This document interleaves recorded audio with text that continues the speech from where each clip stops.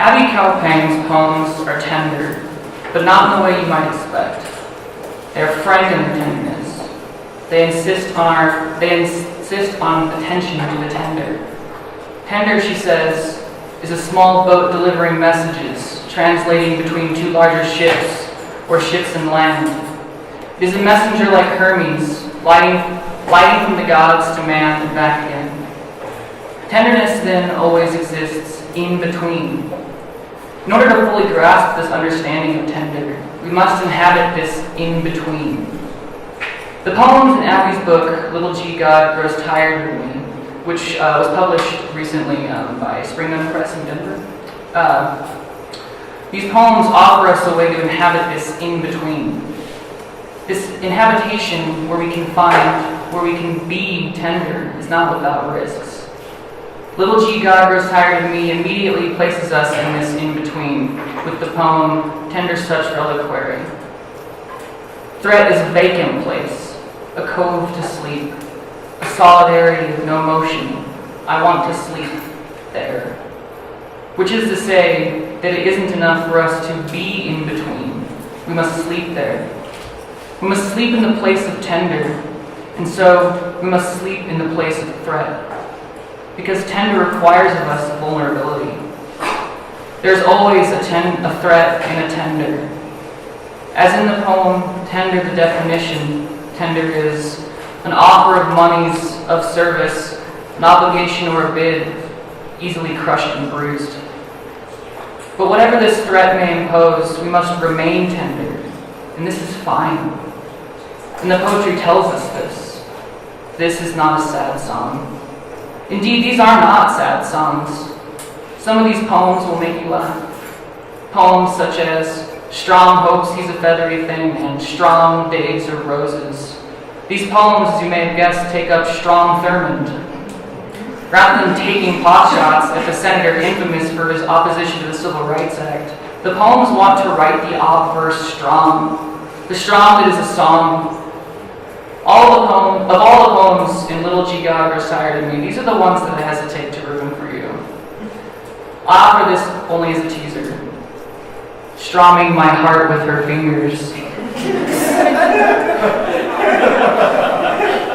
These poems bring Strom in and swaddle him in wordplay. The elegance of the gesture is succeeded only by its empathy.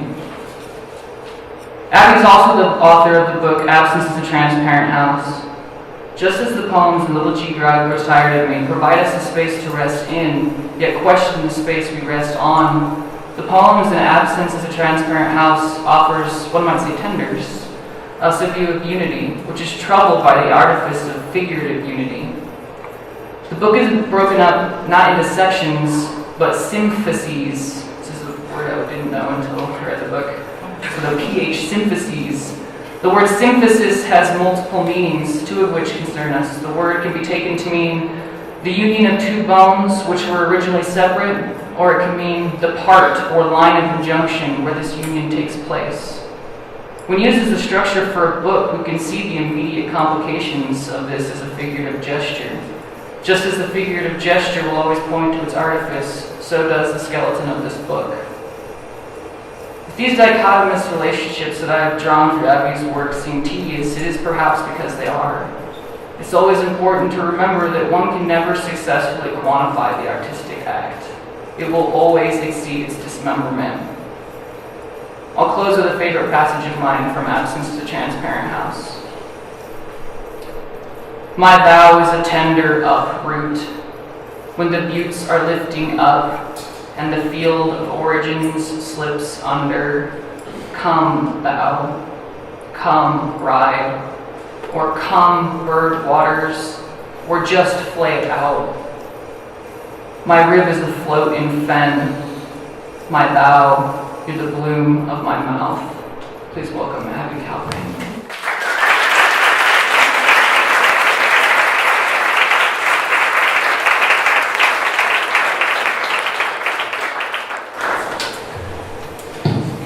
Thank you, Drew. Nobody's ever set up my strong poems. And in fact, Matthew said, don't raise your strong poems. Nobody here is old enough to know who he was. Quote unquote. So thank you for having me this evening. It means a lot to be back up here. Thank you to the English department and the reading series and OGSW, who once I forgot to thank and they didn't fund us that year.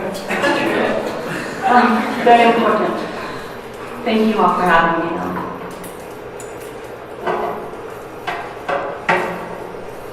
I'll start with Little G God Grows Tired of Me, and then I'll read from a new project as well.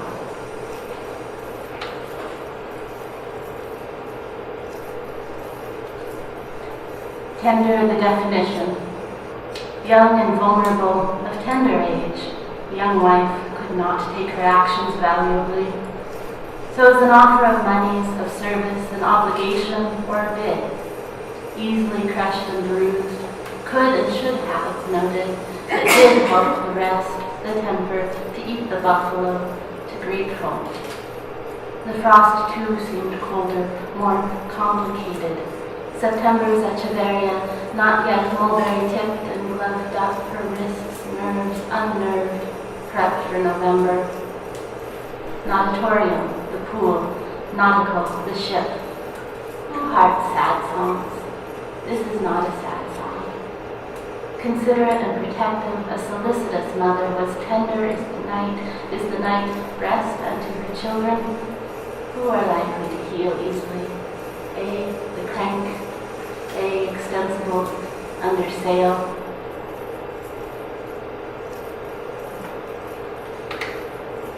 Tender such reliquary. Threat is a vacant place, a cove to sleep in, a solidarity of no motion. I want to sleep there. All my mighty babies are sleeping here, heavy. Violence is always on the shore and away. There's a mean, deep dam away. In a float of partials, rivers feed in retro. Bodies float within themselves, a fly rod hooks a fissure. Your body's best this way, and thick, treading densities, we best maneuver when unzipped.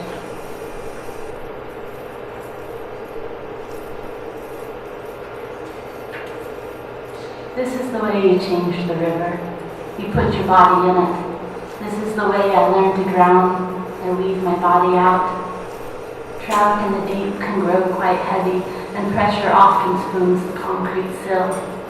Somewhere on between I slip, such reliquary of foreheads, sand on my towel, trowel where it should be. It's why the trout are in the trees, why the river weans itself. This is what I do in nothing. I stare at the mica that watch at you. By the splay of flint on the bed, you don't even sense it. So, autumn, not always in action. I'm humming your desire to autumn. In the building of a fire, you know, rest. I'm never very hungry anymore.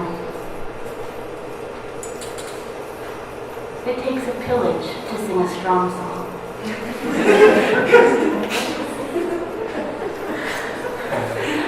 A village to make a nation gross. The national product is gross. Strong looks at it from both sides now. Two sides. Now from X's nose, and still somehow it's personal illusions. Strong recalls. Style, still strong. Smile, whoa, down now, boy. There's a pony of strong. A stallion among us.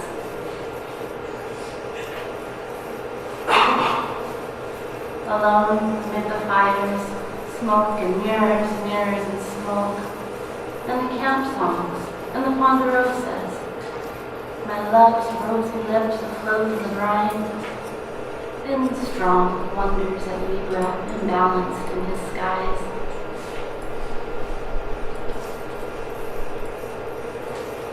A loner refurbishes some tangle in the love seat. How tonight is anything but how tonight is language, anything but tincture, punctured, lovely too. The loner refurbishes some tangle in his love seat. The river forced under returns. It wants to undrown, to introduce its milk teeth. So invisible, the clay hours groan.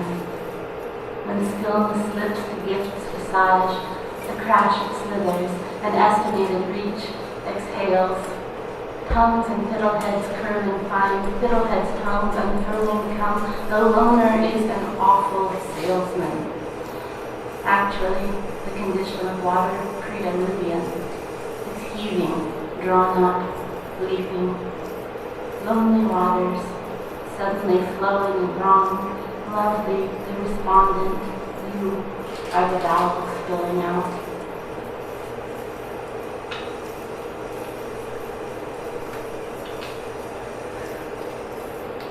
Strong days are roses.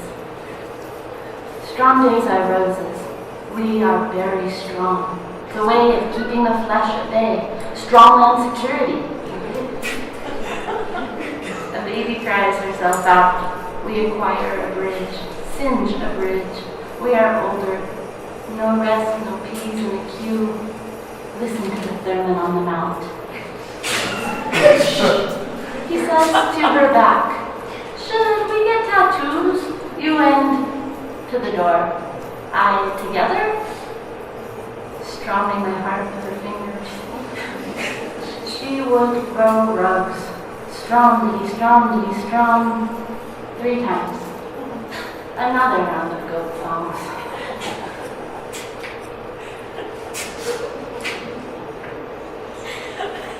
Polyphony from the husband. Wife, you're recording a requiem, and seems you have bought, seems all already. But what bought is all directorially thrown. Wife, seems best to eternal that interior, to reach the watching jades. They've toppled their pots, again, make them sign something. Laugh, wife, greener doer there still, than your purchase extensible. Defall the lamb, holy, holy, holy wife.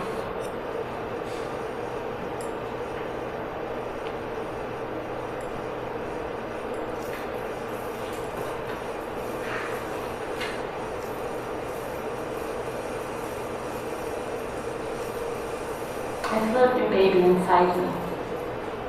For winters, it never comes out.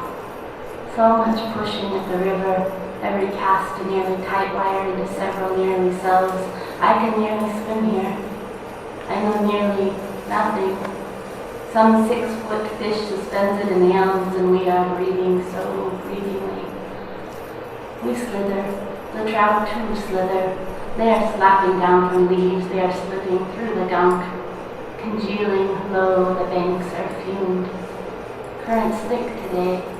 None of the babies bigger than me. Snakes bigger bellied than me. Zippers are jammed with gunk and the windness of rapid solemnity.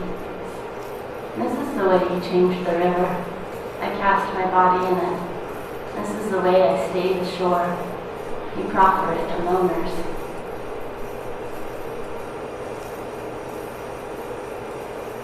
When I first sent my son to kindergarten, there's like a billion room moms and one room dad. Everybody loves the room dad. His name was Carlos. Carlos showed up at everything. Carlos worked down on the mall. He was the guy that sold the silvery chains, and Carlos worked in the Spanish restaurant. Carlos fixed bikes all over town. Carlos dressed as a pirate for 2 years in a row for Halloween. Carlos got deported back to Mexico, too. That was very sad, and we all missed him very much. But somehow he made it into my poem before he left. Now, did you get him deported?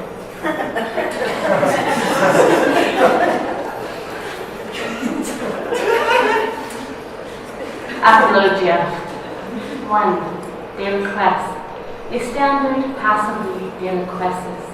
Like femininity, a region I care for, is intimate then, like exclusion, like water, like thighs sliding beyond reservoirs, and the rest like 2. Suffrage, the extent of displacement prolonged, alternate endure, never oft. The rule is radiance, like moxie and disclosure. These are words we have said, and laying across at you. Blameworthiness is restrained, reticent. Possibly, it is useless, as I am useless. 3. At the cart. I work in a mall. I vend silvery chains from Chihuahua. My boss is very suave. He's a real boss and named Carlos. He is like jewelry. How good to have a name. A name means nothing but punctuality and armlessness. Carlos is an aesthete. I am useless. Useless as words are useful mostly in fusions and communal eloquescence. 4. Thighs. Cry thighs, not thy bodies that fumble me with their occlusion and region, their visions further past visions. 5. Away at the reservoir, discretions don't concern me. Think pace and pause and majesty, like mountains reflecting the water, or the act between mountain and mountain reflected is mighty. Not the mountain nor the reflection, but the two together at last, a writer in the jewels of Chihuahua. Petals and blue slung ceilings of commerce, illuminated for holy days, for holidays, for silent night, as air deliquesces in translation. 6. The arbors are suffocating in the storefront. They are absent in the storefront. They are on a t-shirt, like bravado, lacked, a mirror more memorable than the touching of myself. Most women do exhaust me. This is Moxie. 7. Spectrum is pseudonym for region. This is mimesis, meiosis. That breath is a function, clearly, of waking up with anyone. A mimosa forest, a specified forest, is real wilting, with a face to the water, with a face the wilted forest, and a face watching into the face of the forest, and water resplendent. Obviously, it doesn't matter now. 8. If I write arbor, or mountain, or mole cart, or berry, mimesis has succeeded in bowing a trinity. Radiance pings from boundaries impinged. 9. I is useless in the dawn of words that name. My name is brachial, stretchingly itinerant. Confession. I am intimate. I do care highly for the naming of ranges, the centrifuge I cast home. I, the demarcator, the vendor merciful, the one-eyed migrant moxied in your tree throne. I never went back to collision, or the waters, or pardons over concrete stairs of men. This is a burial. 10. Apologia. Word on top of the word. I'm sorry. Then I said it.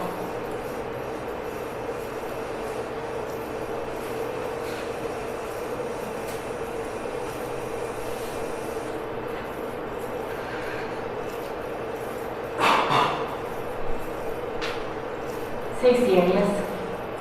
Series. No. You know what comes next.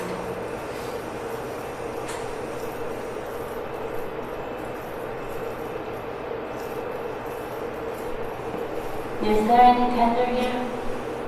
We are all desirous. We swim away. We carry a canyon in us. Elms drown. We drown. Such bondage in a fissure. Below the silk, the water zipper, bars back up, races all mine. If river runs its river fingers across fontanelles and fissures, then what I want is sleep.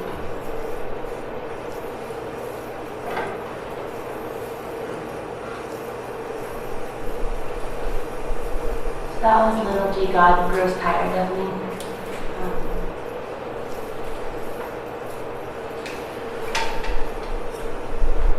The next project I want to read from is still fairly raw, and it began not as a collaboration and ended as a collaboration, but when I was going to school here, there's a man in the program who had originally studied to become a Jesuit priest, and then he dropped out of that to become a creative writer, and then he dropped out of that to join the military. He interested me, and we became very good friends. And then he disappeared, just absolutely disappeared from all of our lives, left the program, didn't want to see anyone, looked down if we saw him on the street, and then we heard he was in Afghanistan, and that was about it. That was years ago, and about 2 years ago, I got an email from him out of the blue. Abby, I'm sorry it's been so long since you left that note for me at the coffee shop. I kept that note with me and always meant to write back, but somehow I kept putting writing off. The note traveled though. I took it with me to Iraq and back. There is so much to tell, but now that I'm writing, I don't know what to say. I went to Iraq and nearly succeeded in killing off my thoughts in writing. But this last year, everything seems to be flooding back into me, in a healthier way. When I'm among soldiers, I'm sealed up inside a cloister. Maybe being shut off was a good thing. I remember a priest I knew used to say that my soul was a monastery, or my fortress, or something like that. That I did not need to let anyone in except for my own good. Not that I have a soul, but you get the idea. Michigan, this is where I live now, buried in snow, but I love it. I cross-country ski and make dinner. It's a wonderful life, and all it teaches. I'll try to write again in the future. Micah. And if you've ever checked your email in the middle of the night when you were sleeping, actually, and you roll over and did that bad iPhone thing and you look at it, I'm completely asleep on an ambient trance. I'm off of it now. And bad stuff, really bad stuff. I roll over and I text him back. I will write 2 or 2. I have missed you, Rocco Log.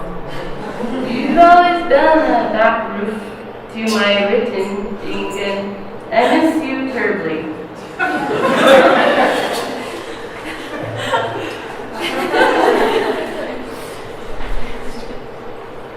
And I won't read all the letters back and forth. There were a good number. And we sort of became lifelines, and he explained to me how he was back and forth between Iraq and Afghanistan and home. And now his wife is pregnant and they're going to have a baby girl soon. And you can just tell he's going up and down a little bit, but we began collaborating in poems, long poems, short poems, until we couldn't quite tell whose poem we were writing over anymore. And it was very, very clear. Abby, my friend Moses, he was my gunner in Iraq on my first deployment. He was silent almost all the time. We got along because of that. He was a warrior monk and I was a secret warrior poet. I shared nothing with anyone except very small pieces of myself I shared with Charlie. I think he did the same. But when we got home, he went back to Hawaii and I came here. And a few times we talked, usually drunk out of our minds. Then nothing. Then in April, after we were back 6 or 7 months, I got a call from one of our sergeants saying Moses had a daughter on the way, and he was found hanging by a belt from a tree in his uncle's backyard. That is how sick war makes us. I think I'm pushing back past all the disease, though. I just need to make it through one more tour and heal at home. That's a bad note to end on. The upshot is this. I play viola badly. I love Molly and my daughter in utero. I steal your writing, make good things. It's a shame that your gunner friend died. I'm sorry, Micah. Those ghosts drop near at times. Don't let them drop on you.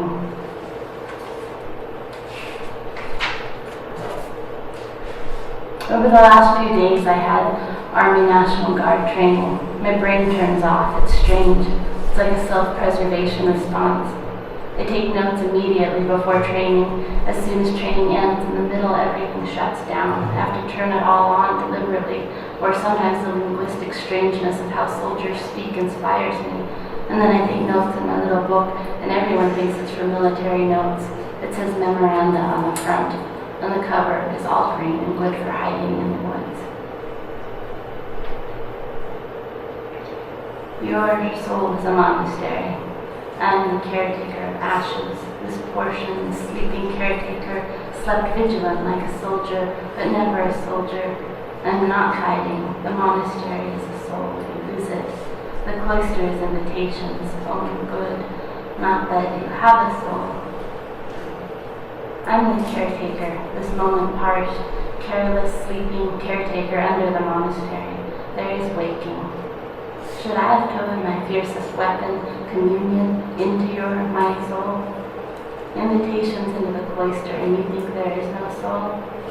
Correspondence is all we have left of a soul. You are my soul, a monastery.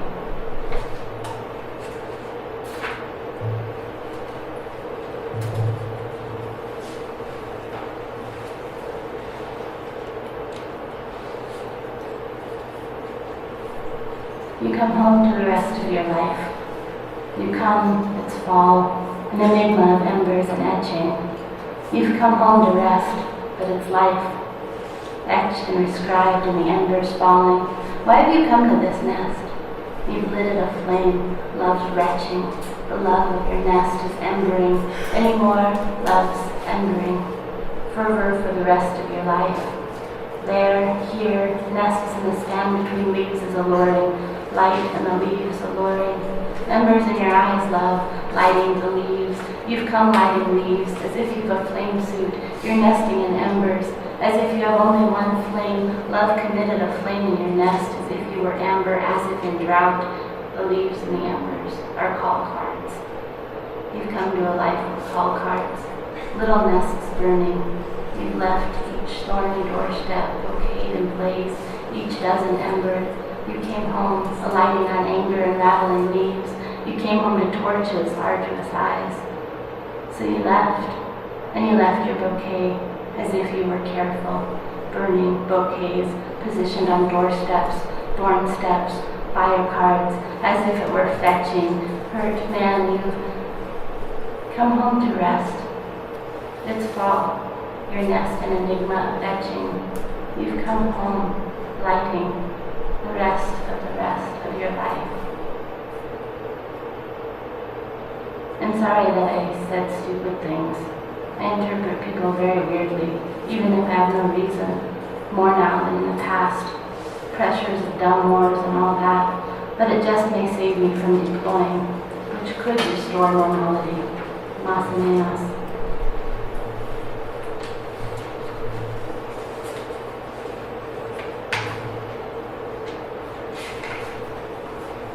Say you've gotten out of going back.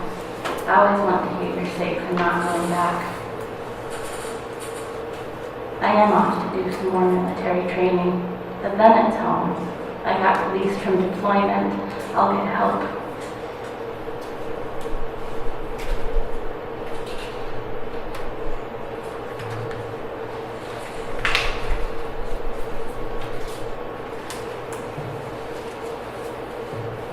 Voicemail, 3 a.m.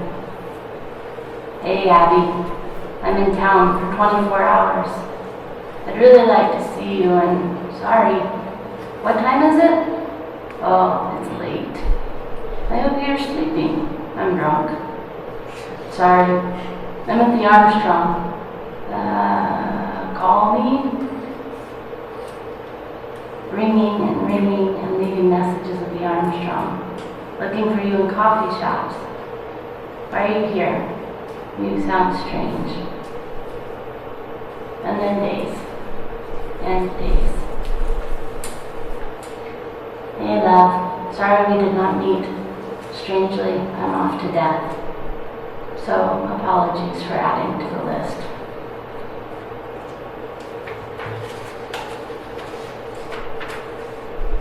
Smoke from another city drifts in off the mountains. Warmth from another time of crisis, radiant in its relations. As you were wandering, flames springing from the rocks and ranges in your wake.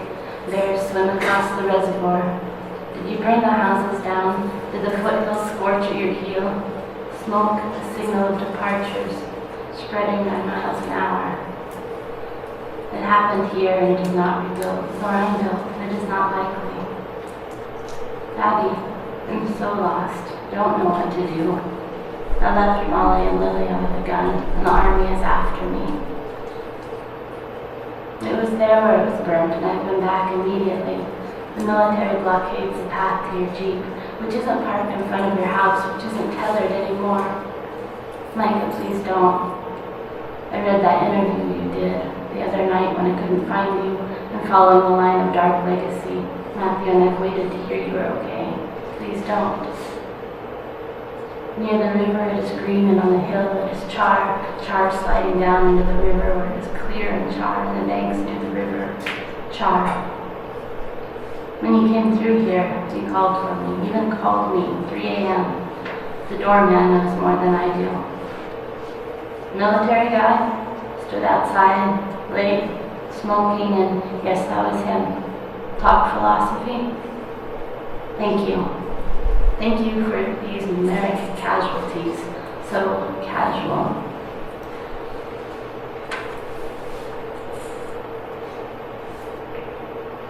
Dear Detective Randall, Molly gave me your email and asked if I would tell you all I know about the situation.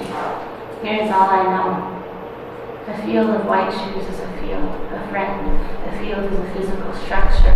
A friend is addressed, a field of white shoes in the grass. I do hope you find him soon. You can't reach your hand with the bread, and we progress to the next filtering mode. It's copper light and the copper light night play.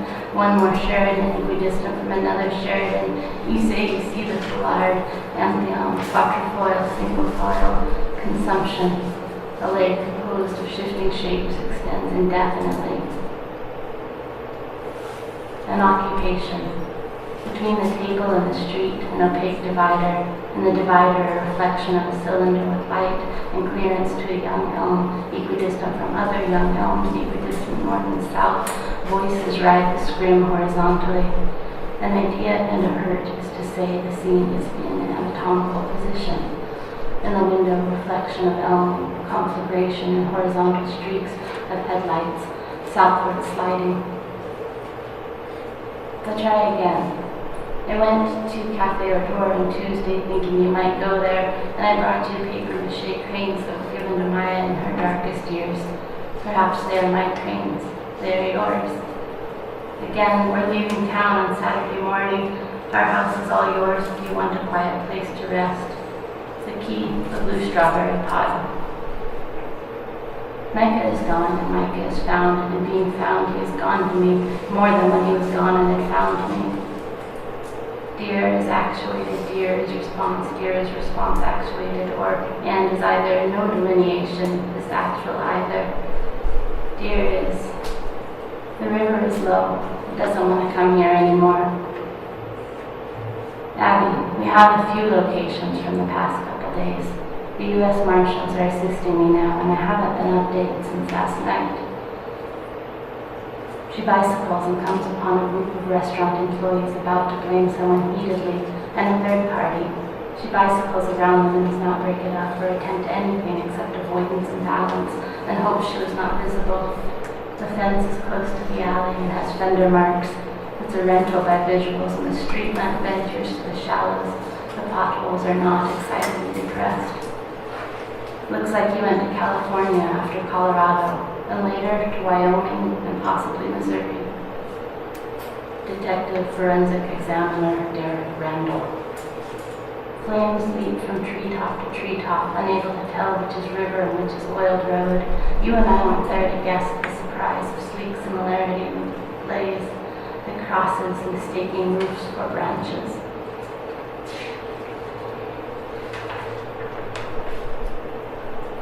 Abby, we greatly appreciate your words of compassion and support. Molly. Thank you.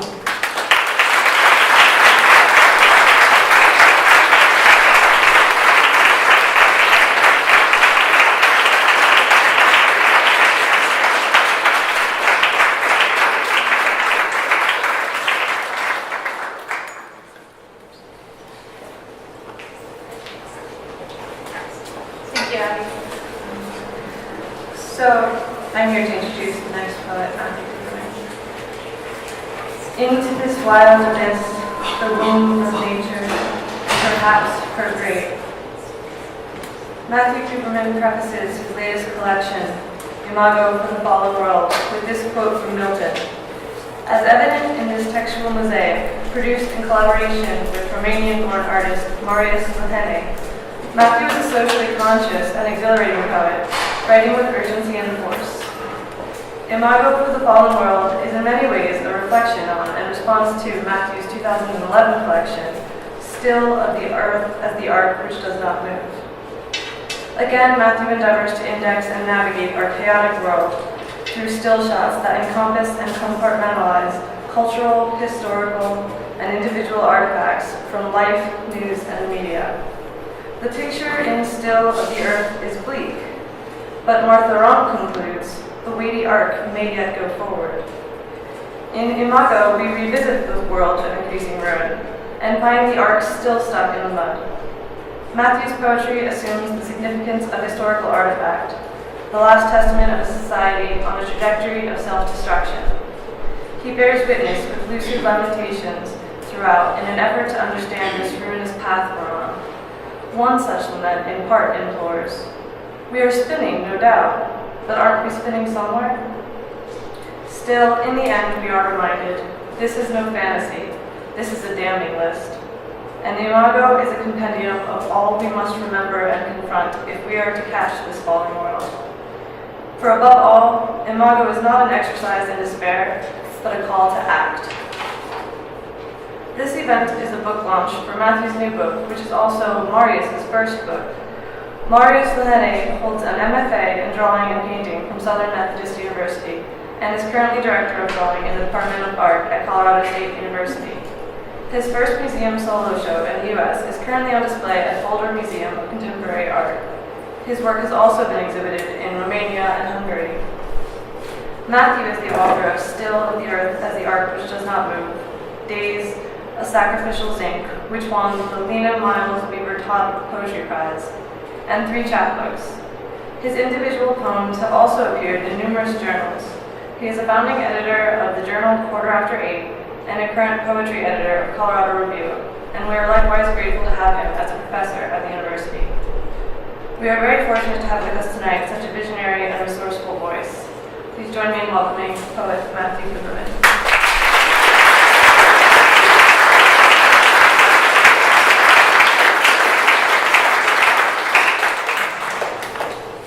Thank you, Abby.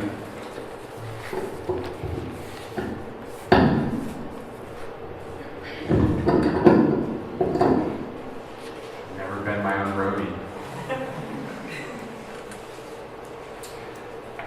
A few thank yous before I get started.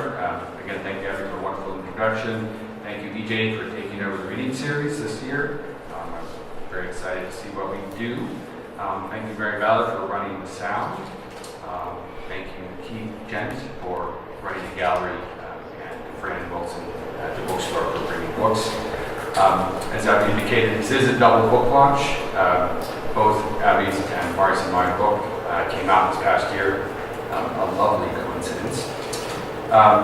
Imago for the Fallen World is a culmination, really, of a long project, a nearly decade-long collaboration with Marius, going back to our days when we had a collaborative arts group called Accidental Vestments.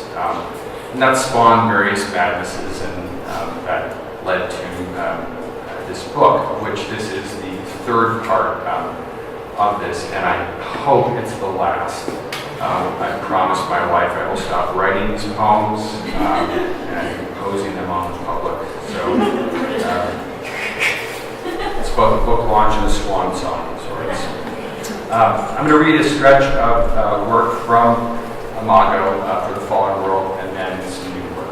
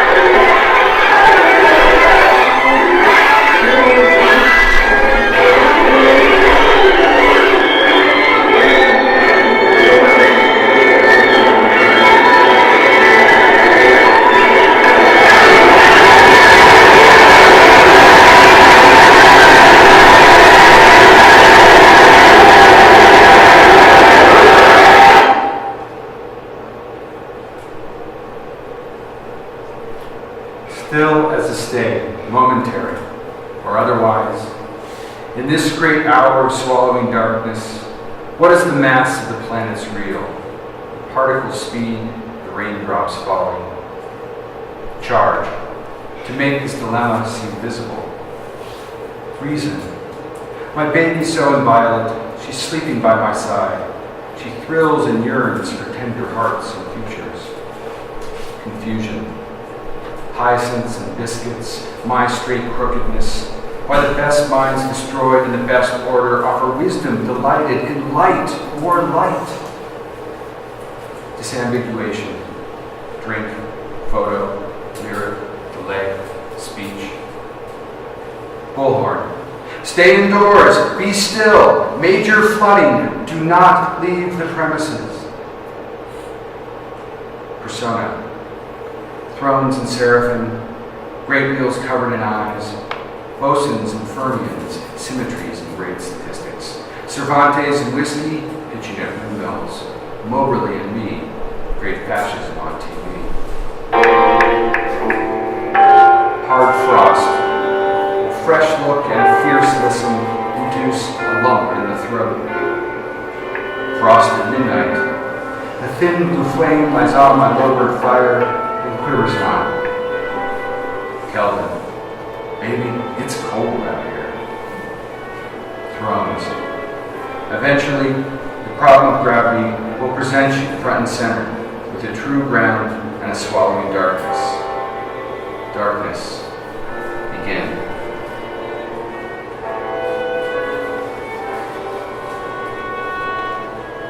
Still environment. Still environment. Issue. What we live for, where we live for, what? Photograph. Terrace hillside, upland Sri Lanka, waning tea plantation gathering in the mist. Bogota, soccer stadium, dying grass or dirt. Los Alamos mega bulldozer pushing song lines into a new epic called White Quartz Villas. Ideology. Old Navy decanting a Marxist collective into not sparing nature. Liberation theology leading to shotgun priests. A mighty wind, a monkey wrench, a world tank, sugary stillness. Bumper. What is unborn is no less hungry. Fields. Fields. Of wheat, winter, and alfalfa all summer long. Songbook. My Life in the Bush of Ghosts, Burn Eno, 82. Species Diseases, Midnight Oil, 88. The Rites of Spring, Stravinsky, 1913. System, Autonomic, Holonomic, Lymphogenesis, Fractilia, Home. Moon, Blue, Harvest, Sailor, Blood, Wax, Third House, Over. Outcome. Act 3, Scene 4. Repetend. What we live for, where we live for, what is a question. If it's a question of global warming, will we adapt? Data. The water's warm. When we follow Smago Luke's eco-grammar, how a general C-value explains the mutation of DNAs, it's Julia Set theory to do metods. Prayer. One for Lottie, that she discovers roses. One for Father PJ's speedy knee recovery. One for Master Scorehound, who just returned, who kissed the wall in draining swamps and died trying. Docent, I'm as lost in this gallery as you are. Photograph. Desalination ponds in southern Arabia, a camel drinking this.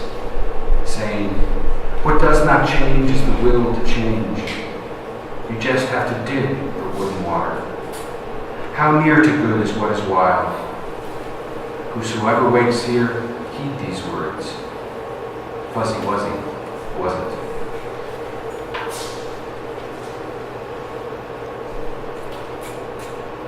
Planet.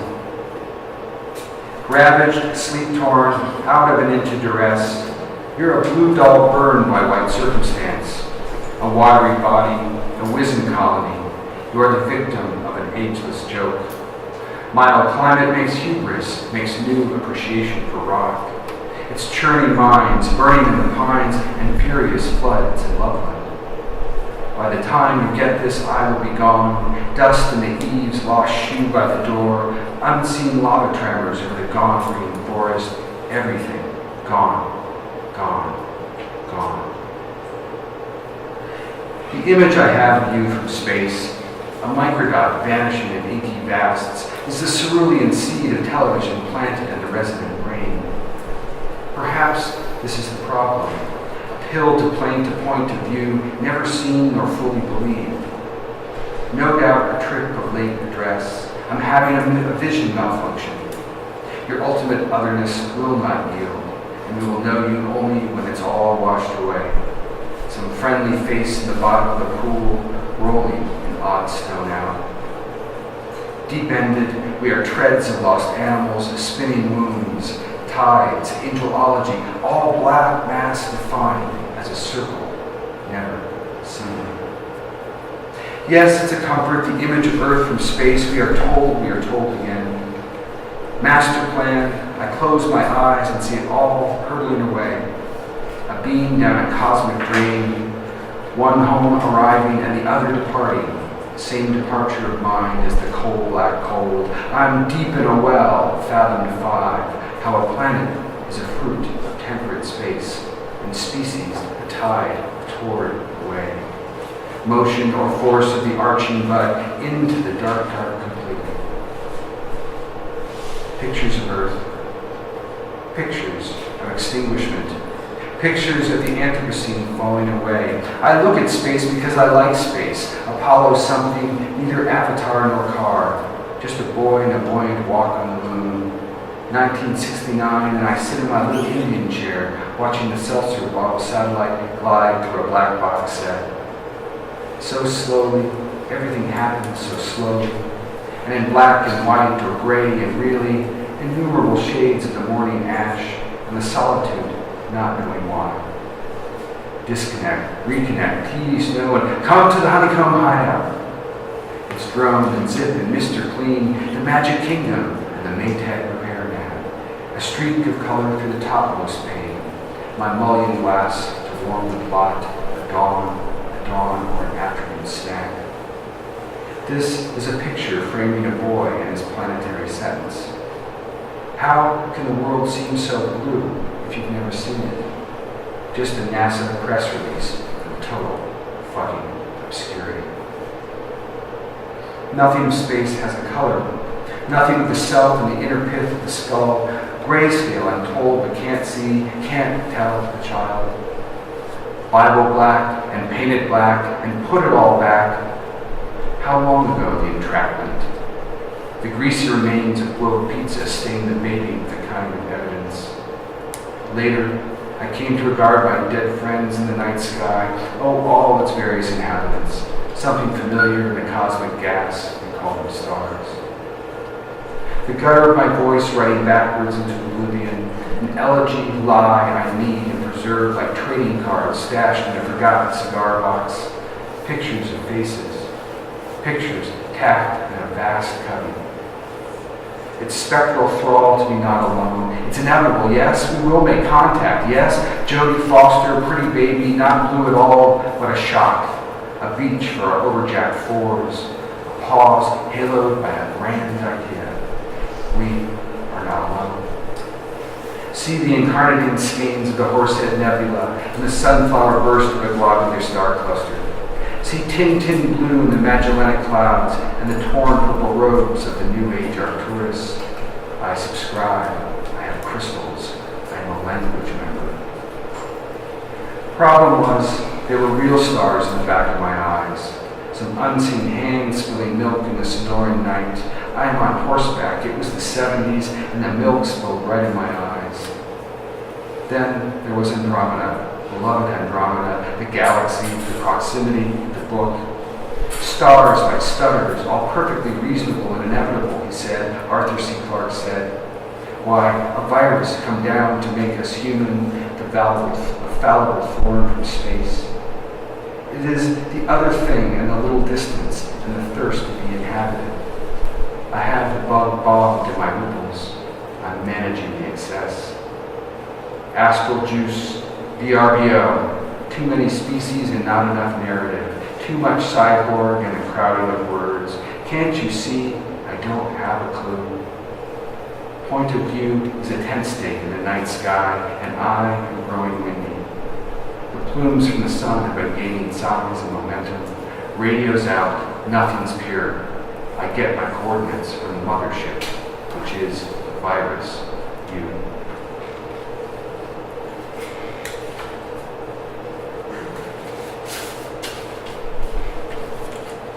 Alright, so that strangeness is Imago for the fallen world. Abby, you want to pull the lights up?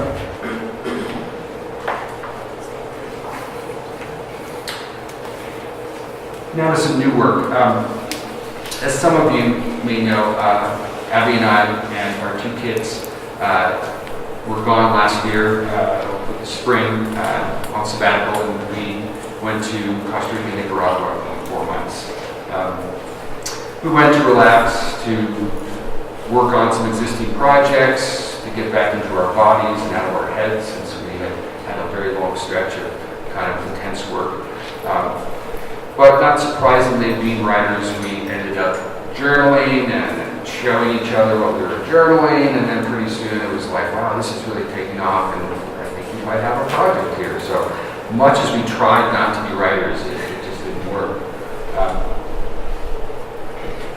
So we turned to kind of a new project, which we're calling Jungle Book, a memoir of abilities.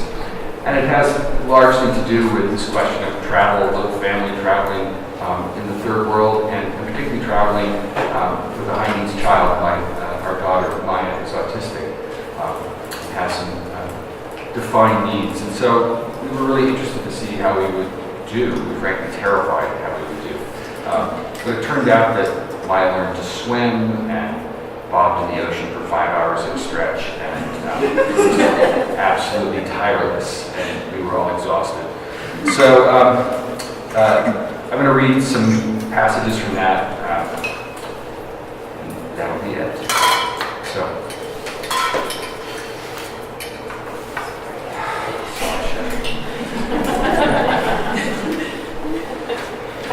Jungle Book 1.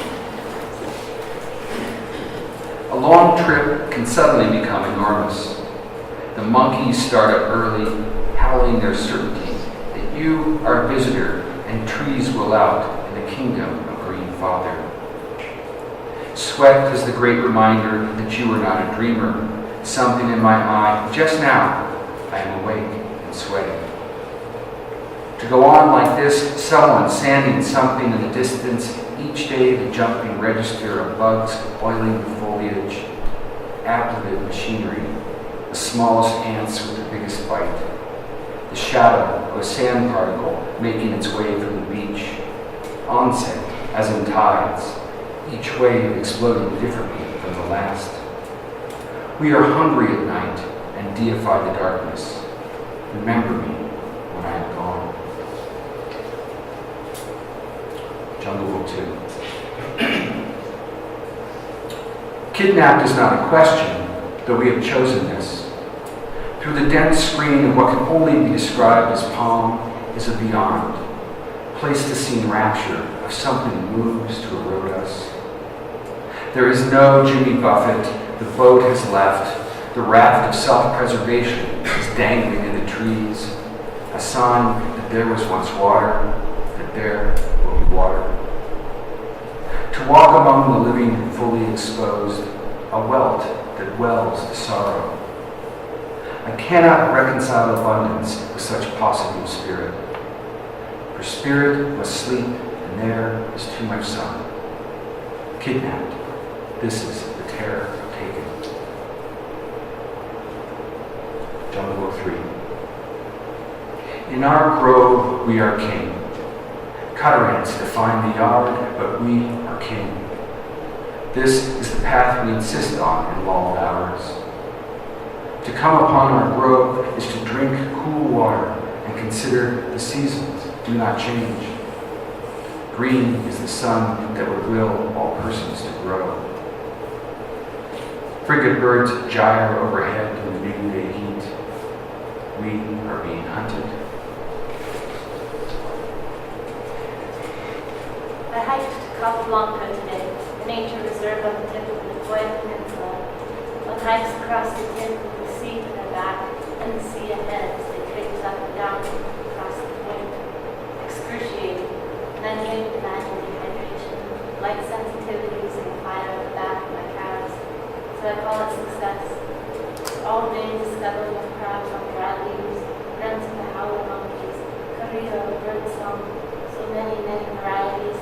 Thunder rumbling, large cats bolting across the ravines on the village, snuffling of antelopes in the waters. So full, and my mind mostly empty. The work of the walk is watching and walking and waiting and watching and walking. And here for me, the work is not work, but being washed over, washed over. And I'm being, not working, not saying, not silent. Easier than ever to be silent here and to do the work which is only walking and listening and want to wait to hear in the midst of walking. Jungle Book 4. Waking is the first miracle, that you have slept. Son, wife, beast, shade. Daughter rises with a carrillo of birdsong and sweat. Fruit rinds are free in the underbrush, the sweet papaya, the too sweet mango. The second miracle is that we are here, exhausted and exultant, burned and clean. Will your bright head turn the sea to tomorrow's kisses? Will there be kisses tomorrow? Beast, wife, daughter, son, swim with me under the sea.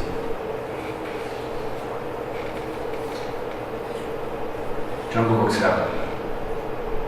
They come at night, little furtives, scuttling the sand in waves of black and orange, that is, their shells and purple claws.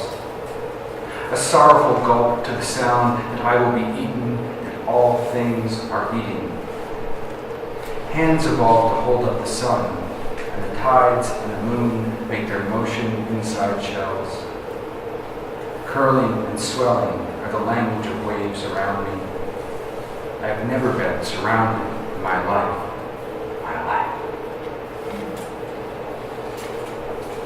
When you hike up and over Cabo, you come to a small beach. I took my photo as I arrived, all stupid and with the long arm extended to the camera, so red and sweaty-faced, eyes akimbo, then a swim. White sands, frigate birds, and diving birds. Another picture, as if the sentiment of, I surprised myself by making it, could radiate out of the face. Hiking out, the question of possibility and termination. Hiking back, slow and watchful and wanting it to never end. More thunder, wanting it to never end, except that I played with peppercorns. Hiking and hitchhiking and walking down the dirt road alone, eating cake while it rains. I suppose it was so meaningful because we leave here after 9 weeks in this area and what seems like 2 distinct seasons, all the while living lives compacted. And while we still have 5 weeks before home, it's the tale of the monkey.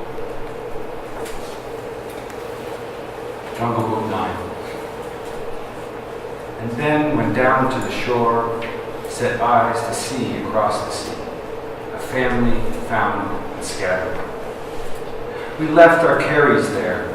We set up house and bore the heat resplendent. Ways we could not plan.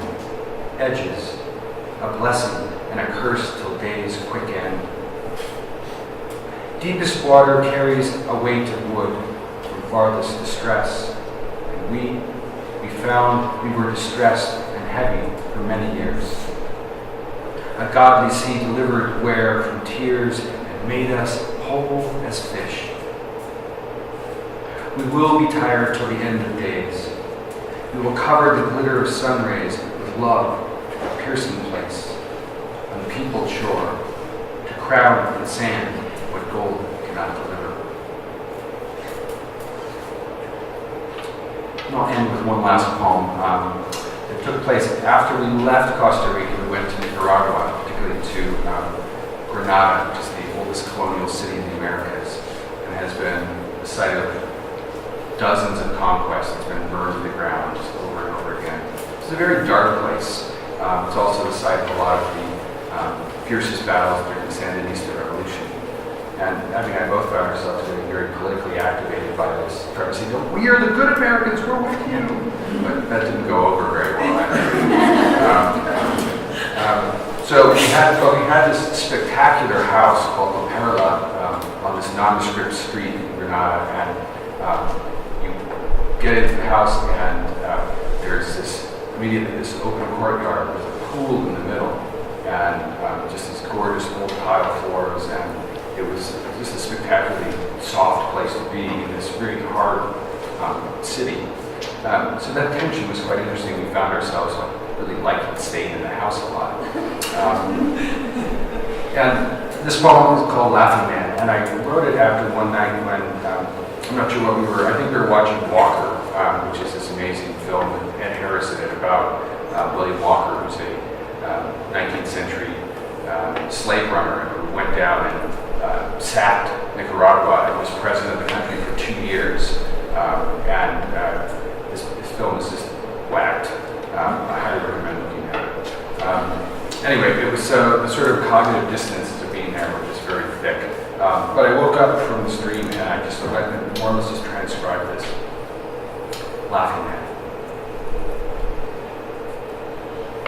When I woke this morning, I was a laughing man. Not someone waking up from a dream of laughing, or the watching of a man laughing suddenly awake, but a laughing man. I could try and explain it, but it was rich with others, and they have run away with my dream. The dream itself is not notable. There was a class, a party of sorts, or an attempt to sort out what is a poem. This was only so interesting, and there were places to go, and people were paying for things like beauty, or gasoline, or college. But there was a visitor, and he had come to the class and brought his girl, who could be his wife, or maybe his daughter, and she had fine sandy hair and beautiful laughter lines, as if she had been with him laughing for a very long time. And he cautioned me, as she was sitting down, to brush the dust slowly from the chair she was to sit on. Please don't sift dust into her eyes. Her eyes were fair and blue and very sensitive, he said. He was not laughing. He had seen a cloud darken, to lose one's sight, to lose sight of why beauty or a poem arrives, or a man who could not explain why anything laughs. A long winter brushes up to pause the explanation which is not what we wish for. Sunlight, and so someone asked him how to write. Could you teach me how to write? And he said yes. And he and the woman and another man said yes, we can. And they began to run away into the woods. A small group of people laughing. Something sped up and slightly comical, but a kind of haiku with 6 legs that appeared to be enjoying life well. This is a picture of a laughing man leaving a party and into the woods where there is more laughter and languid sunshine, needing no explanation, and people would follow. And I wanted to say, wait, you have answered all of my problems which were not seen as questions.